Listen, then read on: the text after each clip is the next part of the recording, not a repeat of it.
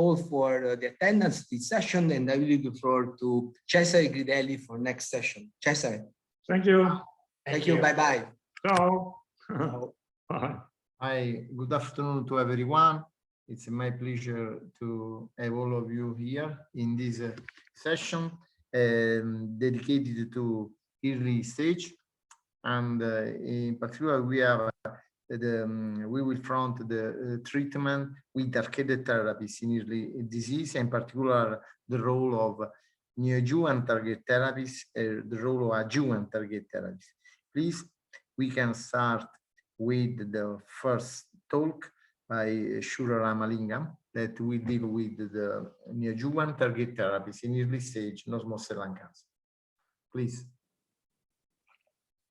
Dear colleagues, good afternoon. I'm honored to speak at this prestigious meeting. I want to thank the chairs, Dr. Filippo De Marinis and the session chair, Dr. Gridelli, for the invitation to speak. I'm going to be focusing on neoadjuvant targeted therapies in non-small cell lung cancer.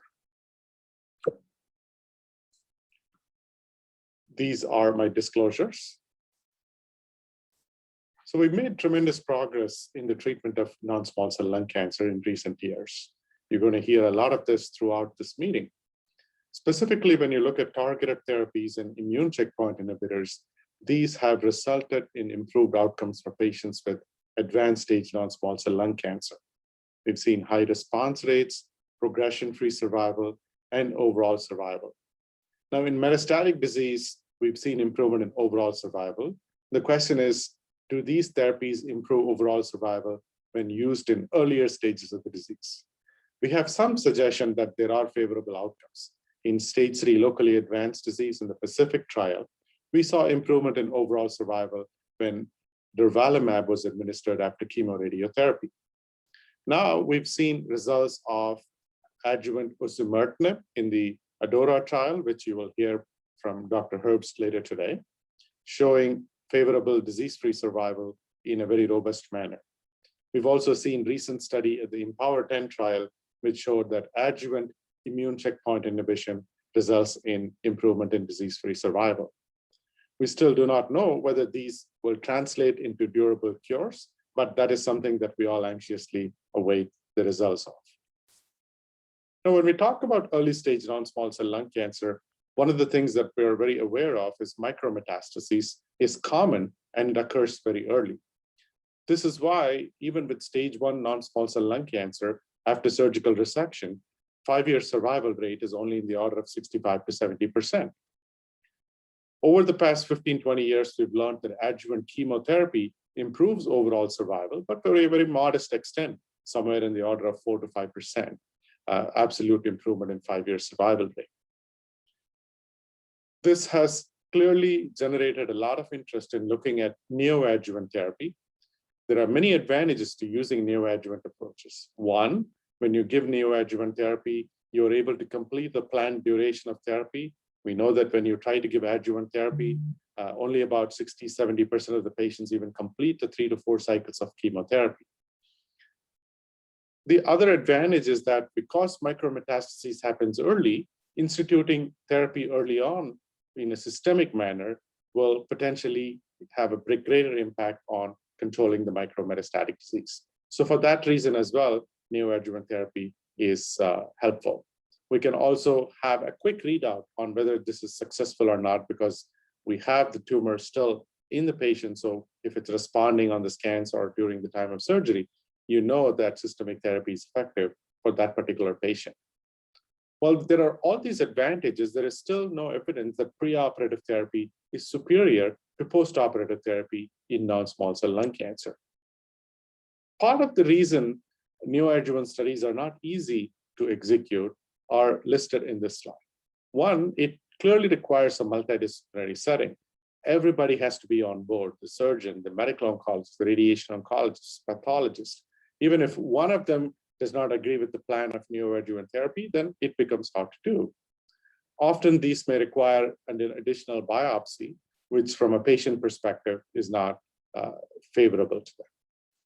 Now, patient inclination generally is if there is cancer that they want to undergo surgery right away. So to delay surgery by giving neoadjuvant therapy is also an additional barrier for conducting neoadjuvant studies. And there is the concern that there is potentially the opportunity that the patient may never see surgery if the disease progresses while they're getting neoadjuvant therapy has been an issue. So this slide outlines the challenges, but certainly we're making progress now. We're seeing more and more neoadjuvant studies, specifically in the immunotherapy era. As we talk about neoadjuvant therapy, we also should be mindful that the overarching goal is to improve cure rate. It is not to replace adjuvant chemotherapy in my mind. It's not to necessarily say we are moving forward in advancing therapy to an earlier time point if it does not result in cure for the patients. The question that we are struggling with now is what is the optimal endpoint for trials of neoadjuvant therapy? Should it be pathological complete response rate, which has historically been the primary endpoint for a lot of these trials? Should it be response rate? Should it be nodal downstaging? And where does overall survival come into endpoints? Now, overall survival is the ideal endpoint. However, it takes a long time to get these results back. So some people have used disease-free survival. So there are a lot of questions still about what's the best endpoint for neoadjuvant therapy. Regardless of those, we know that neoadjuvant therapy can be impactful. These are very old data, Dr. Albane's study, looking at the impact of nodal clearance with pre-op therapy, stage 3 disease. And what this study showed was the best survival outcomes are seen for patients where there was nodal clearance with preoperative therapy. This is a small series, but if you look at the median survival for patients where the nodes have been cleared is 30 months compared to mere 9 months for patients whose disease persisted in the lymph nodes regardless of preoperative therapy. So we know that preoperative therapy can be impactful. Now let's look at where is targeted therapy in this setting. In this particular setting, one of the endpoints that's increasingly being promoted is major pathological response, which basically means less than 10% of the viable cells are remaining in the tumor at the time of surgery as a consequence of preoperative therapy. However, we don't know how this correlates with cure. We have to do studies longitudinally to correlate major pathological response with pathological complete response with disease-free survival and overall survival. So when we see studies with MPR as the primary endpoint, it still leaves the question in our minds, how does this translate into long-term outcomes for patients? When we talk about targeted therapies in the preoperative setting, EGFR tyrosine kinase inhibitors have been studied. Most of my discussion will focus on that particular piece. This is a very old study. This was done even before the mutation testing became standard of care for advanced stage disease. 60 patients in this cohort received preoperative erlotinib. And you can see here that metabolic response in the form of PET scan was seen in about 27% of the patients. Tumor response rate was 34%. And a favorable pathological response rate was seen in about 23% of the patients. So this shows that neoadjuvant erlotinib has clinical efficacy. Considering that this study included both wild type and EGFR mutated patients, I would say this response rate of about 34% is quite favorable. There have been other smaller studies, once again, as you can see from the table on the slide, that show that EGFR inhibition in early stage non-small cell lung cancer has good response rates, 40 to 60%. The median overall survival, you can see somewhere from 28 to 52 months between these two studies. The first prospective evaluation of EGFR inhibitors in early stage disease came in the adjuvant setting from the RADIANT trial. As you know, this study looked at erlotinib versus placebo in the postoperative setting. This study did not select patients based on EGFR mutation status. So both wild type and mutated patients were included. There was a very favorable outcome for patients with the EGFR mutation in terms of disease-free survival, but there was no clear impact on overall survival. So in this background, let's look at the emerging study. This is the most recent report that was at ASCO 2021, just a few weeks ago.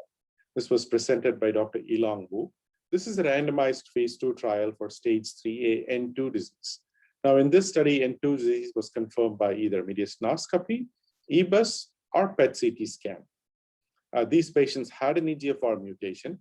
They were randomized to treatment with erlotinib for 6 weeks or chemotherapy for 2 cycles. Then they were taken for surgery. And then in the post-operative setting, the erlotinib group patients received 1 year of erlotinib therapy. And the patients in the chemotherapy group received 2 additional cycles of chemotherapy.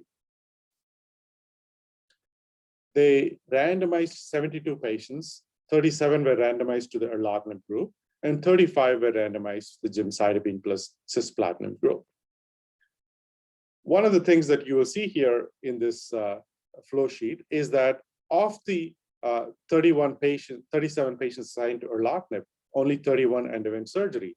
And somebody could look at this and say, well, 6 patients lost the opportunity for surgery.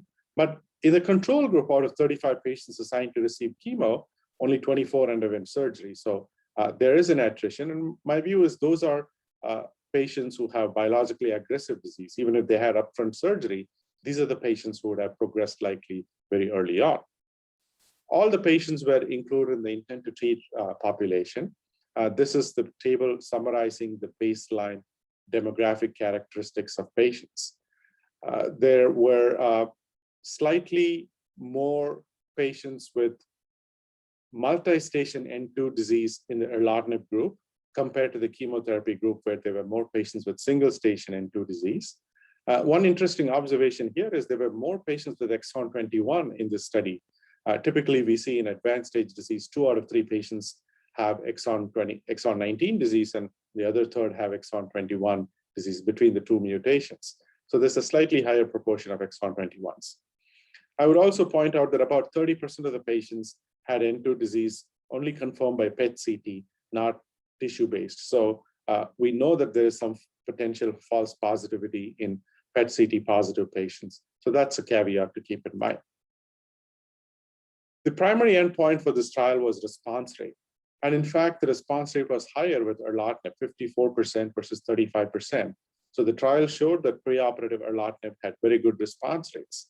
When you look at event-free survival results, here again, erlotinib group did better, 21.5 months compared to 11.4 months, with a very robust hazard ratio of 0.36. This was a secondary endpoint. What about overall survival? Well, we just learned at this meeting at ASCO that there was no difference in overall survival. There was a numerical trend. Median overall survival in the erlotinib group was about 42 months. And in the control group, it was about 37 months. The hazard ratio was 0.83, but the p-value was not significant. Now, I would mention that this is a small study. This was not designed to look at overall survival in a statistically significant manner, but the curves do superimpose over one another, suggesting that this does not appear to have a very robust impact on survival outcomes. When we look at various patient subgroups within this trial, you can see here that exon 19 mutations did better with erlotinib compared to exon 21 mutations. We've seen this in other trials as well. No surprise here. Patients with multi-station N2 disease appear to do better with erlotinib, whereas patients with single-station disease did better with chemotherapy. This is also an interesting observation. Perhaps explains that the more invasive the disease is in the form of multi-station involvement, erlotinib being more effective therapy over chemo for these patients appears to have a major impact on the outcomes. What about post-study therapies? This slide summarizes post-study treatments for these patients. In the erlotinib group, nearly half of those patients upon progression ended up with subsequent TKI. In the chemotherapy group, nearly 2/3 of the patients ended up with subsequent TKI. I would also point out that 28% of the patients in the erlotinib group did not receive any subsequent therapy compared to only 18% in the chemotherapy group. Now, to what extent these results influence the overall outcome, we can't say for sure. What we can say is if you look at the response to subsequent TKIs, Even in the erlotinib group, there was a good response to subsequent TKI therapy, 50% response rate, very similar to the 52% response rate that was seen for subsequent TKI in the chemotherapy group. And finally, safety results from this trial. What we see here are very predictable adverse events with erlotinib, skin rash in about 2/3 of the patient, diarrhea in about 24% of the patients. Because the duration of therapy was fairly short preoperatively and postoperatively, there were no grade 3 or 4 events in the erlotinib arm, which is a little different from what we have typically seen in studies of erlotinib. In the chemotherapy group, the adverse events were along predictable lines in terms of nausea, vomiting, myelosuppression, and so forth. So overall, no surprises here with safety of treatment. So this study showed that preoperative erlotinib therapy has efficacy, does improve event-free survival, but it does not have an impact on overall survival. So that was with erlotinib. Now let's look at another trial that evaluated afatinib, which is the second-generation EGFR inhibitor. This trial was reported last year at the World Conference on Lung Cancer. The investigators enrolled patients with stage 3A and stage 3B disease. Patients received 2 months of neoadjuvant afatinib, and then they underwent restaging. And they were then randomized to either getting definitive chemoradiation therapy or induction chemoradiation therapy with just 45 to 54 gray of radiation, followed by surgical resection.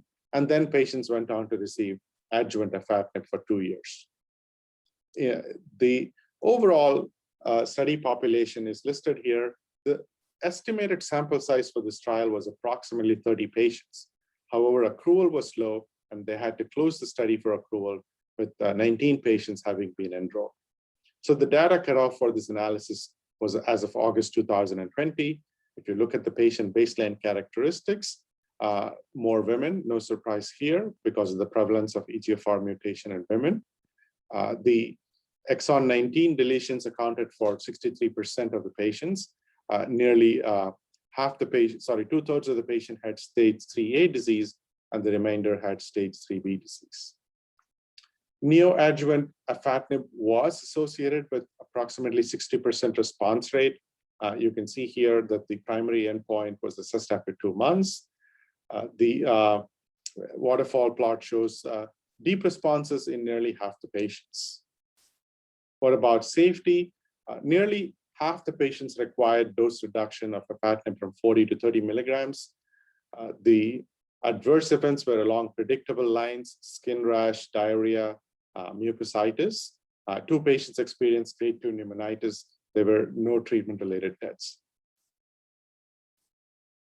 Here are some of the high points for efficacy. The median event-free survival was approximately 3 years. Median overall survival looked very good for this group of patients at 69 months, and the 2-year survival rate was 88%. When we look at the relapse patterns, of the patients who recurred, nearly half of them had CNS-only recurrence, 55%, or 5 out of 9 patients. And recurrence after the surgery was seen in about 3 out of 10 patients. After post-definitive chemo-RT, 5 out of 7 patients had recurrence of disease. So this trial concluded that preoperative or induction afatinib therapy in the neoadjuvant setting was feasible without any new safety signals and had an encouraging efficacy signal.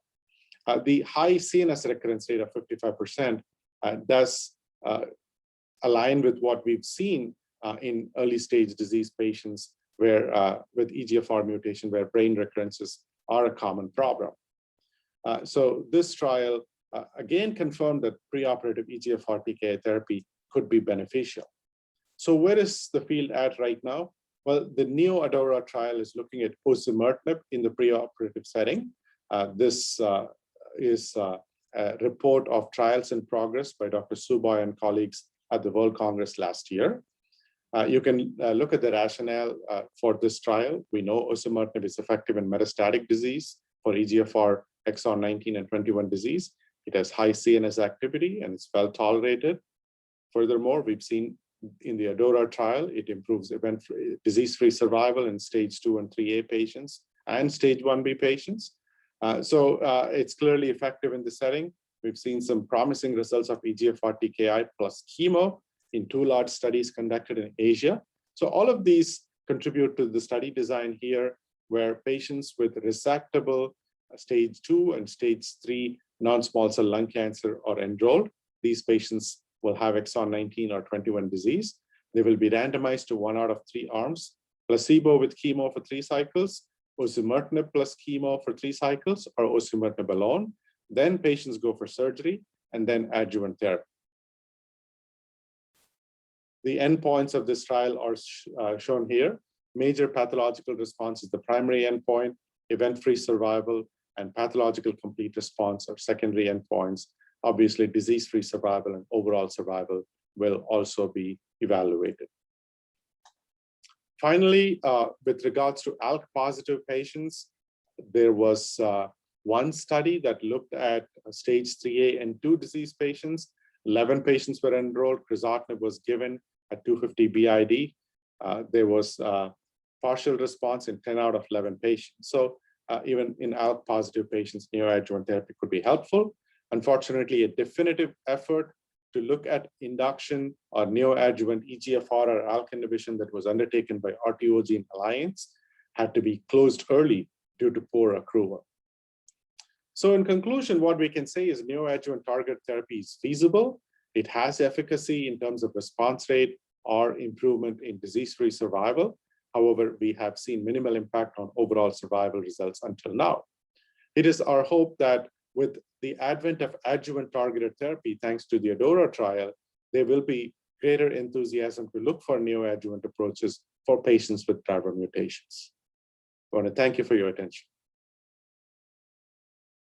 Very much for the Shura Ramalingam talk about the role of neoadjuvant target therapy.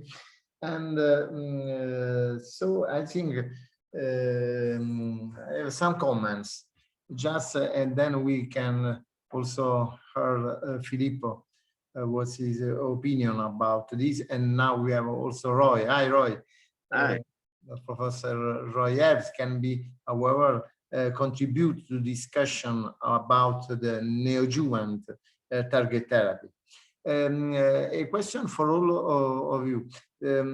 I think that probably for target therapies, we have the limitation related to the fact that we cannot combine target therapy to radiation therapy in some kinds of approach for locally advanced disease. And we can have also only sequential approach. It's different for neoadjuvant in limited stage, when in early disease, where we can have, however, an adjuvant approach that we see with Shura that explain the potential. And so just a comment about this. Roy, what do you think about the neoadjuvant for, and also for the locally advanced? That is another target, but however is interesting. No, I think neoadjuvant certainly needs to be studied from a scientific point of view. It gives us access to a great deal of tissue to understand molecular mechanisms. As far as using it in common practice, I think we still need more trials. You know, certainly I'm going to talk in a minute about osimertinib adjuvant. You know, there's the NeoADORA trial, which is going to look at the drug in the neoadjuvant setting. That's ongoing. I think that, you know, certainly could it be even more active then? Could surgery be avoided?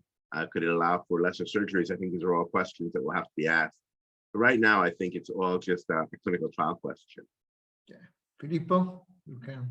It's the same. Hi, Roy. I agree with the Roy position. So now we are talking about studies. We are observing the design of new trials, and we need for time to observe the results. It's clear that in this paradigm, target therapies in neoadjuvant treatment versus target therapies in adjuvant treatment, we can put the role of surgeon, because the role of surgeon is central, is the decision making of the story. So I don't think that the oncologist alone can decide to treat a stage 3 operable or not operable, sure, but an operable patient's request the decision of the oncology of the surgeon, and up to now is unclear the position of the surgeon. So we know that the surgeon he want to perform the surgery. So I think that we need for the final results between ADORA and the results that Roy will show in 2 minutes, and the neo-ADORA trial, we have all the design of the trials that we need for a final evaluation. So I think that probably that is the, I think that the same problem is for neoadjuvant immunotherapy, that because we know that probably works better in early stage in resectable disease at diagnosis, and probably it could be the same for the stage 1B for the neoadjuvant target therapies, and so it will be a big issue to face with the surgeon in order to exploit the results. I think that very important results for neoadjuvant target therapies and immunotherapy. I think that it will be the same problem for this kind of 2 different treatment in this setting of patients. Roy, what's your opinion about the problem of surgeons that probably not wait for the target or immune or neoadjuvant treatment? I think that, the data are showing, at least for the immune treatment, that, most surgeons seem quite impressed when they open up and see that the tumor is nearly dead. And, so I think that the things are shifting. And I think as long as it's not too long a delay, and as long as the tumors continue to respond, I've heard very positive things from our surgeons here at Yale, for example, who have been part of some of the trials. They're quite impressed that these agents work, and it's not affecting their ability to do the operation. We just saw that at ASCO with an update from the one of the checkmate trials, the 816. So I think surgeons are coming around, and it'll take some time, but I think that certainly if the benefits are shown more than just half CR rate, Cesar, but also we have to see, DFS and OS results someday. Probably, I think the key of the issue can be the involvement of the multidisciplinary team decision, because probably if we are, if the multidisciplinary team works, probably we can discuss with the surgeon. The problem is for patients that have not arrived to the multidisciplinary team and go directly to surgery. That can be but probably the key is to enlarge the activity of a multidisciplinary team in the hospital, in the institution. Probably can be the key. Okay, I think that we can move to the other session talk by Professor Roy Herbst that can be deal with the role of adjuvant target therapies. Please, Roy. Thank you. It's a pleasure to be here. I wish I was there in person. Are you seeing the correct screen, or do I need to swap screens? Yeah. It looks good? Yes, we see yours. And do you see my pointer now? No. Now? It's a partial vision of the slide. So how's this? Yeah. Perfect. Okay, well, thank you for having me here today. And I wish I was someplace in Italy today, but I'm in New Haven, Connecticut, and I'm going to tell you about adjuvant targeted therapies. Well, most of my talk will be using the example of EGFR TKIs, since they certainly have been the first. And for 20 years now, EGFR TKIs have redefined treatment for patients with advanced EGFR mutant lung cancer. Of course, osimertinib is a third-generation TKI, and it's been proven to be better than the first generation, erlotinib and gefitinib, in the FLORA trial, and also with efficacy in the central nervous system.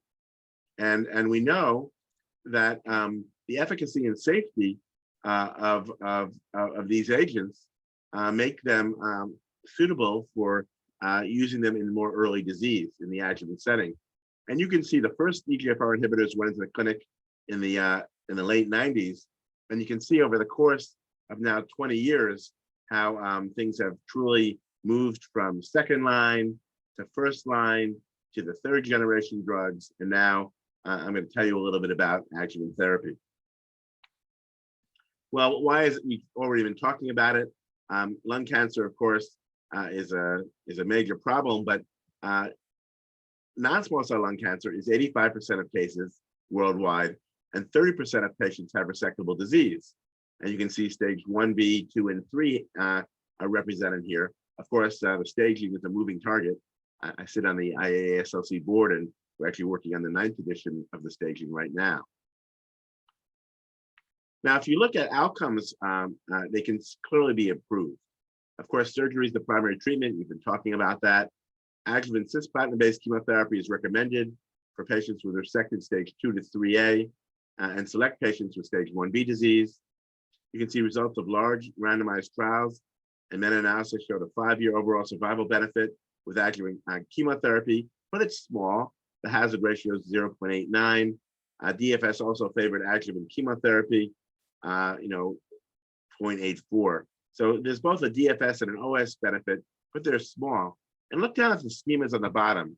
In stage 1B disease, and again, this is using the 8th edition, 5-year recurrence rate, 45%. Stage 2 disease, 62%. And stage 3 disease, a large number, 76%. So wouldn't it be great if we could do better, especially in people that had known driver mutations? And then, of course, from a limited pool of data, you can see the prevalence of EGFR mutations, 30 to 40% in lung cancer patients from Asia, and 10 to 20% in the Caucasian population. But what you see is that in Asia, the US, or Europe, the percentage of mutations are about the same, regardless of stage. So if EGFR TKIs could be used in the resectable setting, a similar proportion of patients may be able to benefit compared to the advanced setting. And there had been some trials on this beforehand. The SELECT trial, erlotinib after adjuvant chemotherapy, 2-year DFS was 88% versus 76% for historical control, only 100 patients, and of course, it's not randomized. The RADIANT trial was randomized, erlotinib versus placebo. There was a DFS improvement. It wasn't quite as good, 46.4 months versus 28.5 months on the median. The hazard ratio was 0.6, 0.7. There was no survival benefit seen. There's the EVAN trial in China, erlotinib versus adjuvant chemotherapy. There was a DFS benefit there, again, using erlotinib. The CTONG, significant DFS improvement, gefitinib versus adjuvant chemotherapy. Bit of a different question, either TKI or chemotherapy, but no survival benefit, even though there was a DFS benefit. And then BR19, gefitinib versus placebo after adjuvant chemotherapy. There was no DFS or OS benefit, but a small group of patients. So we set out now 5-6 years ago to do ADAURA, and most of you know it, but I'll give you the fully updated data set today. Osimertinib as an adjuvant therapy in patients with stage 1B to 3A, EGFR mutation positive non-small cell lung cancer after complete tumor resection, the ADAURA trial. So here you can see the trial design. Patients with completely resected stage 1B, 2, or 3A non-small cell lung cancer with or without adjuvant chemotherapy. The key inclusion criteria, greater than 18 years old, confirmed non-squamous disease, exon 19 or L858R, exon 21. Brain imaging had to be done either with a CT or a PET or an MRI, complete resection with negative margins. There were no wedges here. These were all complete resections. The max interval between surgery and randomization was 10 weeks if the patient got adjuvant chemotherapy and 26 weeks with no adjuvant chemotherapy. Patients were stratified by their stage, their mutational status, or their race, and they were randomized to osimertinib 80 milligrams, the standard dose, or to a placebo. Again, placebo because there was no standard of care. So patients could receive chemotherapy if they were felt to be appropriate, and then they were randomized whether they had or not chemotherapy to osimertinib versus placebo. The treatment duration planned was 3 years. The treatment continued until disease recurrence. The treatment was completed or discontinuation criteria were met. Follow-up was until recurrence, week 12 and 24, then every 24 weeks. We're still following the study up to 5 years. You see below, the primary endpoint was DFS by investigator assessment in stage 2 and 3A patients. It was designed for superiority at 0.7. So based on, for example, the RADIANT trial, here though we're using osimertinib, which is a EGFR tyrosine kinase mutant specific drug. So the feeling was there would be fewer toxicity events.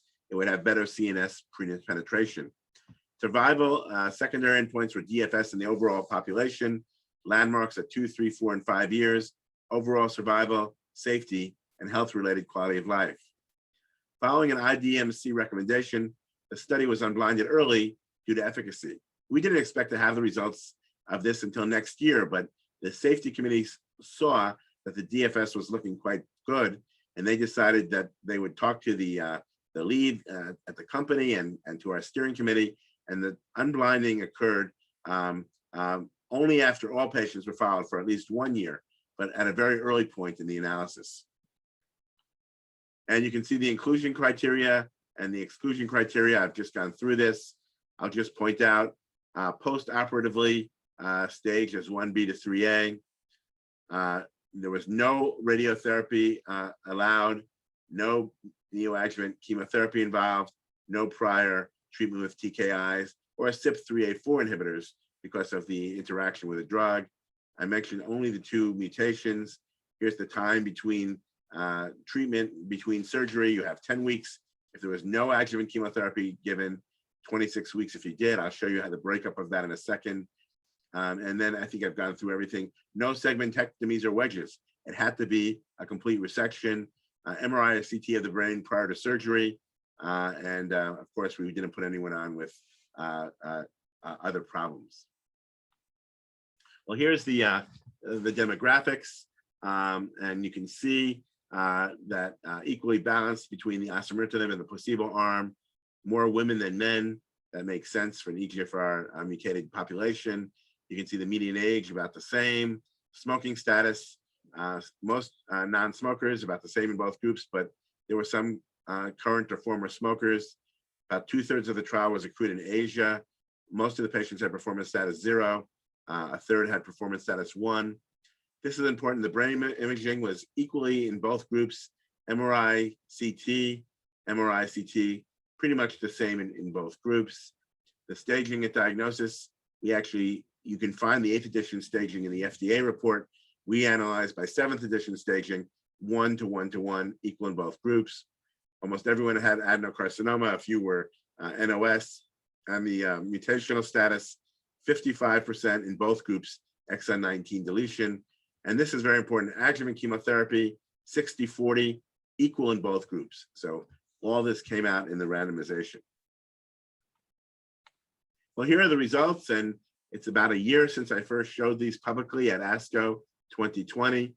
And even myself as an investigator, highly invested in the trial, was exceeded this exceeded my expectations, which were already quite high.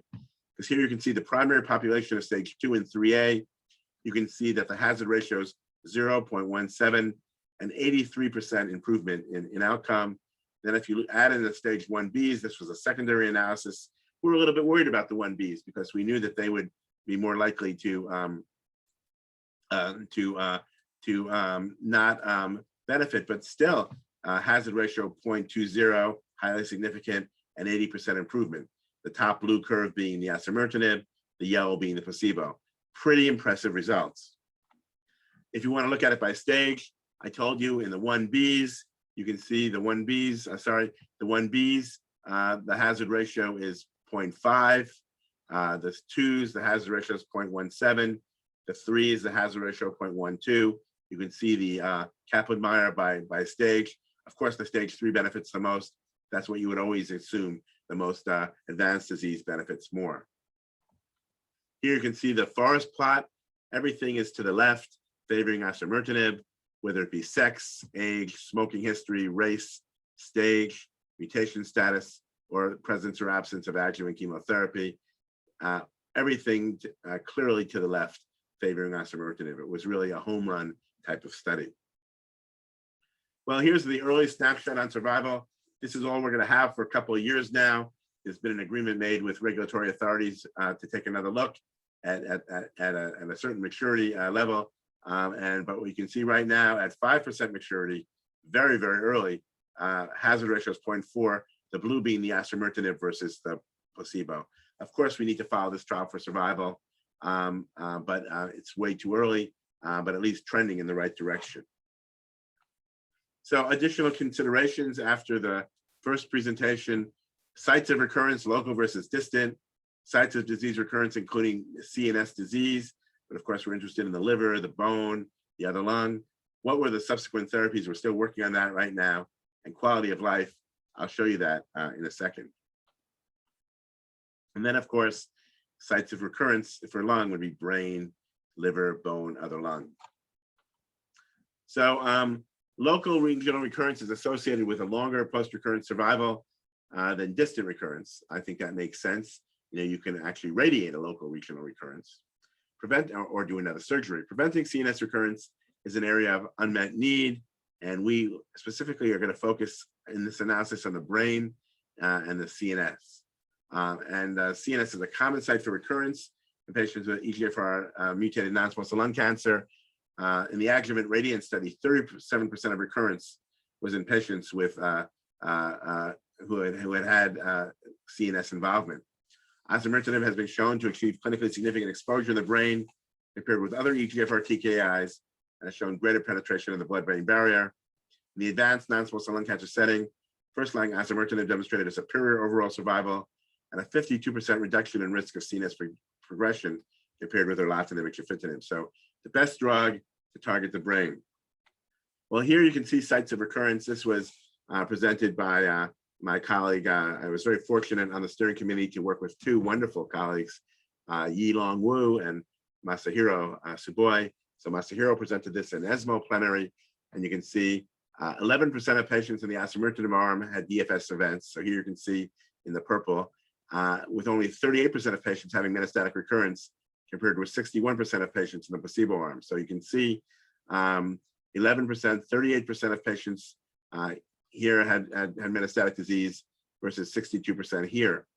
In the placebo arm, you can see most of the recurrences were distant. So it looks like the osimertinib was keeping the recurrences more local. And of course, there were many fewer of them, 37 versus 157, and most of them being local.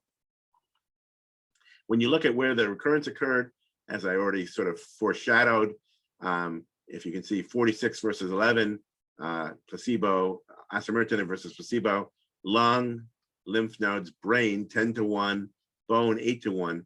The brain, as we expected, was a major site of recurrence. So as we await the survival data, we're looking at the morbidity of brain recurrence, which is high.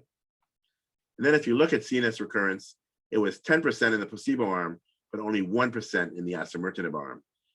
The deaths were about equal in both groups, but it's that recurrence in the brain that's such a problem. And if you look at Kaplan-Meier now for CNS disease-free survival, so the points would be when the patient had recurrence and it was the brain, you can see the hazard ratio here is 0.18. So an 82% improvement in DFS in the brain with osimertinib versus placebo. Again, a very significant result. Now, safety-wise, there were really no new signals seen compared to the metastatic trials, except that when you do an adjuvant trial, you're comparing to placebo. So any toxicity is annoying and a problem for the patient. So there were some minor issues. You can see, you can see that grade 3 20 versus 14%. So a little bit more. Discontinuation 11 versus 4%. This is the treatment arm, and dose reduction 7 versus 1%. But really, if you look at the this tornado plot, most of the side effects were low grade. The light blue, diarrhea, paronychia, dry skin, pruritus, cough, stomatitis, some fatigue. But these are all low grade. If you look at the dark blue, only 2% serious diarrhea, 1% serious paronychia, 2% serious stomatitis. Grade 1-2 interstitial lung disease was reported in 10 patients in the osimertinib arm, that they were all low grade. And QTc prolongation in 22 patients in the osimertinib arm, again, all low grade. So then what about chemotherapy? Everyone asks, was there an imbalance? Does chemotherapy make a difference? So Yilong presented this at the World Lung Conference in January, virtual from Singapore. Well, interestingly, if you look at stage 1B, 2, and 3A, and you look at who received adjuvant chemotherapy, as you would expect, only 26% of stage 1, but 71% of stage 2, and 80% of stage 3A. In my country, people say, why didn't more people in 3A get adjuvant chemotherapy? Well, this was doctor and patient choice. And some patients might not have been felt strong enough. Maybe they thought that they would be fine just using the EGFR TKI. But a real world study, a study around the world, this is what we got. You'll see in a second that it's equal between groups. Less than 70, greater than 70. So as you can see, the older people got a little bit less chemotherapy. We have an expert on that in the elderly. We can discuss that as one of our moderators. You can see performance status didn't really make much of a difference. In Asia, there was a little bit more chemotherapy given. Well, here you can see DFS in patients with and without adjuvant chemotherapy. So with adjuvant chemotherapy or without, now breaking up the groups that way, you see the same result. Hazard ratio here is 0.16. Hazard ratio here is 0.23. Of course, you can see that in the without adjuvant chemotherapy, you can see there's a little bit of a difference here, just in where the curve sits, because you have a different population. These were the earlier stage patients, but nonetheless, the difference based on receiving osimertinib was pretty much the same and highly significant. And here you can see DFS in patients with and without adjuvant chemotherapy by disease stage. And you can see everything to the left of 1 in this forest plot, stage 2 and 3A disease, stage 1B. In that group, there weren't that many who did not, who got adjuvant chemotherapy. So we just show the one arm, but in the stage 2 and 3A, you can see everything equal, whether they had chemotherapy or not, still favoring osimertinib. And here's DFS in patients with and without adjuvant chemotherapy in stage 1B, with adjuvant chemotherapy, without. With adjuvant chemotherapy, I said there are almost none, no patients, so there's nothing significant, but without 0.38. In stage 2, with and without 0.15, 0.20, both still the same big difference. Stage 3, 0.13, 0.10, huge differences either with or without. Some are even asking, maybe you don't need adjuvant chemotherapy here. The problem is very small number of patients. This is going to have to need another randomized trial to answer that question. So then quality of life, when you're giving these drugs, and I've been using it now in the US on label because it was approved in late December. And the patients always do worry, 3 years of this drug, doctor, what is the side effects? What will this do to my quality of life? And I'm sure many of you hear this from your patients too. So Margarita Mahem, from Barcelona, gave a beautiful presentation also at the World Lung on this data. Quality of life is an important area. There are many metrics to use. We use the SF36 tool. There are 2 scores for physical components and mental components. And you can see some of the different groups. I won't read it through on the slide, but 8 different health domains.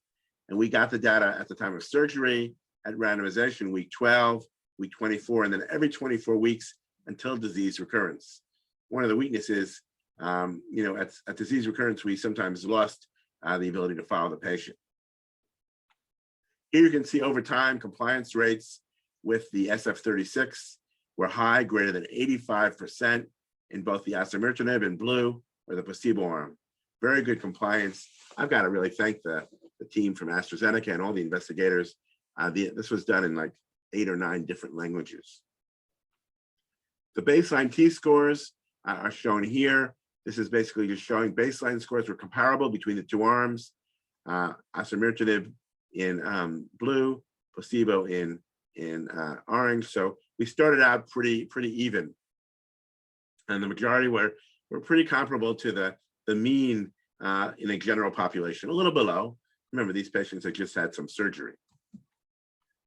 Now, if we look at adjusted mean scores in the disease-free patients receiving osimertinib, PCS and MSS were maintained from baseline to week 96. So the osimertinib is the blue, the placebo is the orange. So it's numerically the osimertinib is a little bit below the placebo, but within the limits of measurement of this measure, it was felt to be statistically equivalent.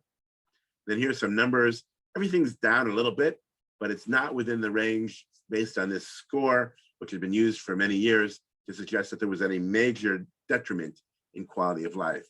In disease-free patients, T-scores were maintained from baseline to week 96 with no clinically meaningful differences observed. So, to summarize, adjuvant osimertinib is the first targeted agent in a global trial to show a statistically significant and clinically meaningful improvement in DFS in patients with stage 1B, 2, and 3A EGFR mutant non-small cell lung cancer. There's an 80% reduction in the risk of death recurrence or death with osimertinib. At 2 years, the landmark was 89 versus 52%. Adjuvant osimertinib demonstrated a clinically meaningful improvement in CNS DFS recurrence compared with placebo, and the safety profile was consistent and median duration of with what had been seen, median duration of exposure 22 months. Here you can see that with or without adjuvant chemotherapy, the results were pretty much the same. Higher disease recurrence rates in the placebo arm who received adjuvant chemotherapy compared to those who didn't were likely driven by the large proportion of patients with stage 2 and 3A disease. So remember, the placebo arm, many of the adjuvant chemotherapy wasn't given to the early disease, and overall quality of life was maintained. So adjuvant osimertinib will provide a highly effective, practice-changing treatment in stage 1B, 2, and 3A disease post-resection. And really, the biology has spoken. The fact that we took surgery and adjuvant chemotherapy, and we added targeted therapy, and we put it into the mix. And I just quote Dr. Fiedler, who was, the late Dr. Fiedler from MD Anderson, an expert on metastases, who always taught us metastases are what kill patients. So you use your targeted therapy and your adjuvant therapy, and what you do is you prevent metastases to the brain, liver, and bone. I'm not showing you survival yet. That will be a few more years, but at least what we have shown is improvement in DFS and fewer metastases to morbid areas. Next steps, we already talked about NeoAdura, that's ongoing. LAURA is going to be a trial in stage 3A, 3B disease, post-chemo radiation. You could go with a Pacific type approach with durvalumab, but I would say in an EGFR mutated population, what about trying an EGFR inhibitor? That's ongoing. What about combo studies? Combine the erlotinib with something else? That's ongoing. And then what about other agents? Why not other adjuvant targeted therapies? Well, here's a new figure I've just made. And you can see that we have a lot of other targeted therapies: KRAS, EGFR I mentioned, ALK, ROS, BRAF, HER2, MET exon 14, MET amplification, and all of these could potentially be candidates. We have NTRK and other things as well. So clearly there are many other drivers that one can look at. So I'll thank you. It's really a pleasure to be here today. Hopefully next time in person. Thank you. Sure, we will get in touch. I hope we have a very close meeting by person. Roy, I have a question from the audience was also a question that I think in the meantime that you are speaking. My opinion is that adjuvant osimertinib is a definitive standard of treatment in resected patient with GFR mutation. But some colleagues, for example, Jack West in the editorial on JCO, raised some problem, some issue related to the, we have no survival data considering the example of GIST tumor, when we know that imatinib was very impressive in terms of PFS, but at the end of the results, it was negative on survival. And we have 2 negative trials with gefitinib in adjuvant setting. First, I would like to have your opinion on this. And second, from the audience, the question was waiting for the results of survival in ADAURA trial. Do you think that is reasonable to continue to get chemotherapy before osimertinib? Or do you think that however, we can avoid the chemotherapy? Okay, 2 very good questions. Yeah. Well, survival, of course, is the ultimate endpoint. And this trial needs to be followed for survival. In fact, we amended it to put in a crossover so that no matter where someone is in the world, if they progress in a metastatic way, they now have access on trial to get osimertinib. So we'll try to sort of keep it as a fair fight so that, early versus late osimertinib. These, I've been doing this about as long as you. We've been working together for over 20 years. I have never seen DFS curves like this, so it's hard to believe that this will not translate into survival, but let's see what happens. I do expect that the things will come together because there is activity of osimertinib in the refractory setting, but we don't cure patients.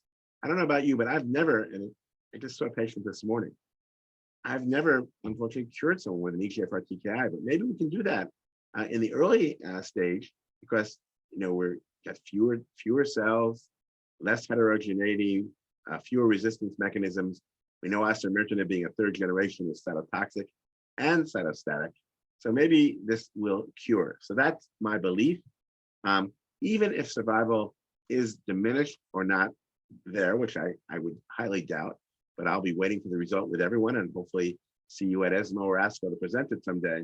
But I think that even if that does not happen, we still know that we've reduced brain metastases. And I don't care who you are. Once you've got the brain metastases, you're dealing with a problem forever on that patient. So if we can prevent that, I think that's an important insurance and a drug that's well tolerated. So yes, we have to wait for survival. The US regulatory authorities didn't seem to mind, and it's fully approved in the US and being used. It is a talk you have to have with your patient. Because some people, even though it's very few side effects, it is side effects, and it's easy for doctors to say, oh, it's nothing. They can be irritating to some patients. So patients will have to say, do I want to have this insurance plan? I recommend it to my patients after a long discussion. As far as do we need chemotherapy at all? I love it. I think that we have to do some trials in earlier stage disease, like stage 1 and 2, without chemotherapy, larger trials to look at that. But that certainly might be something for the future. Do we need chemotherapy at all? Maybe even in stage 2. But that would have to be a question where the trial's designed, without chemotherapy and with larger numbers. I don't think we'll get that out of ADAURA. So as the trial matures, remember, it was a very early read on the trial. We will have more patients who did not get chemotherapy, and maybe we'll have enough to at least see if there's a trend, and maybe you could use an EGFR TKI without chemotherapy. But it would have to be very carefully adjusted for selection factors as to why the patient didn't get chemotherapy, nodal stations and size of tumor and all that. Roy, we have another question from the audience. Is about the locally advanced disease and resectable stage 3. The question, we know that we have the LAURA trial, okay, that osimertinib as a maintenance after chemo radiation for stage 3. And the question is, do you think now waiting for the LAURA results, we need to have an off-label treatment for our patients with osimertinib after chemo radiation, or we must go with durvalumab? And if you think a off-label treatment with osimertinib, how long? Well, there are some, so we just saw the Pacific 5-year data, pretty impressive, right? With survival. A few of those patients had EGFR mutated disease. Now, we don't know how well immunotherapy works in that setting, and I tend to believe that it doesn't work quite as well. But those patients were included in the trial, and at least the hazard ratio for the small number looks promising. I would probably still use durvalumab right now, but I do think the LAURA trial could change that. But if there was an EGFR mutated patient with stage 3 disease who had chemo radiation, I would probably, given that it's stage 3A, certainly in 3B, I would still give the immunotherapy now. Though if I had the LAURA trial open, I'd try to do that. Okay, thank you. I think that we can close this session. It's a very, very interesting with the target therapies in early stage. And Cesare, before we close the session, may I ask to Roy a question? So Roy, can you stress the particular role in adjuvant setting for EGFR mutated patients of osimertinib? So there is a little confusion. So we are talking about the role of EGFR inhibitors. We receive some indication from other trials. We have some countries where osimertinib is not available, and there are some suggestions to use any EGFR inhibitor of previous generation. But can you stress the particular role of osimertinib in this case? So is osimertinib that do the difference in comparison with other EGFR inhibitors? No, I think you have to use osimertinib. It was done with other agents and shown not to be successful. You mentioned, Cesare mentioned some of the other trials, that were quoted in that editorial. The RADIANT trial was not positive with erlotinib. There were some problems with the RADIANT in the randomization, but still it was not positive. No, I think osimertinib probably was the key here. Next generation, better tolerated. Could you give 3 years of erlotinib? I don't think so. To someone who has no measurable disease, I don't think that would go over well. But I think you can give osimertinib. We're first getting through all the patients, but yeah, I think it's the drug. It's a better drug. It's more cytotoxic. It's eradicating disease. It's being used in the early setting. I think this is an osimertinib specific thing, but I also think that maybe we could use this with the ALK inhibitors now, the RET inhibitors, the NTRK inhibitors, and I would favor some sort of master protocol to study all those things. And we should be doing that around the world. I agree with Roy that probably the difference is osimertinib, because we know that it's well tolerated and we have a lower rate of discontinuation as compared to gefitinib and erlotinib adjuvant set trials. And then is the great difference in the brain activity. Probably these 2 points are the key points that can translate in the positive osimertinib trial. Good. Thank you, Roy. Thank you, Cesare. Thank you all the faculty friends that participated to this target day, and all the audience, the colleagues for their role, their active role. So the appointment is for tomorrow for the Immuno Day. We start at the same 2:30 set time for 4 sessions about the role of immunotherapy in non-small cell, small cell, and pleural mesothelioma. Thank you so much. Thank you so much. Roy. Bye-bye. Bye. Bye. Bye-bye.